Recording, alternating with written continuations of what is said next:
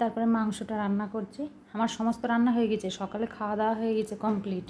তারপরে সবজি টবজি সব রান্না হয়ে গেছে। আর তারপরে মাংসটা লাস্টে করছি আমি, একদম কষাচ্ছি। আর যে তার প্রেশারে সিদ্ধ করা যাবে না, যে এতেই সিদ্ধ করতে হবে, ওই জন্যে এটাতেই আলুগুলো দিয়ে দিলাম, দিয়ে তারপরে আবার জল দিয়ে দেবো। আমার তাছাড়া এমনি নিরামিষ যা ডাল সবজি ওগুলো সব রান্না হয়ে গিয়েছে। তারপরে সকালে খাওয়া ধোয়া সেগুলোও হয়ে গেছে। মাংসটা হয়ে গেলে আর ভাতটা করলেই হয়ে যাবে। আর সব তো সকালে চান ধান তো আমার হয়ে গিয়েছিলো সব। তারপরে এই যে খেতে দিয়েছি।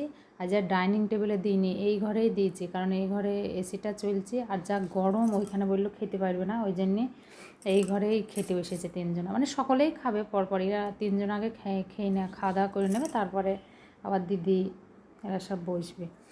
তা রান্না হয়েছিল আলু ভাজা আর ওলের ফোড়, আলু পটল এইসব তরকারি, স্যালাড দিয়েছি, ডাল, মাংস, দই, মিষ্টি, বেশি কিছু করে নেই। তারপরে সমস্ত কাজ সেরে ধোয়া মাজা ঘরদোর মুছে আবার গা হাত পা ধুয়ে আমি ফ্রেশ হয়ে তারপর আবার গিয়েছিলাম একটু বাজারে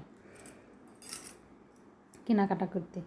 এই যে শাড়িটারে দেখছি সবাই গিয়েছে, আর এই শাড়িটা দিদি ছোটদি নিয়েছে। এই যে আকাশে আকাশে একটা শাড়ি আছে, এই শাড়িটা ছোটদি নিয়েছে।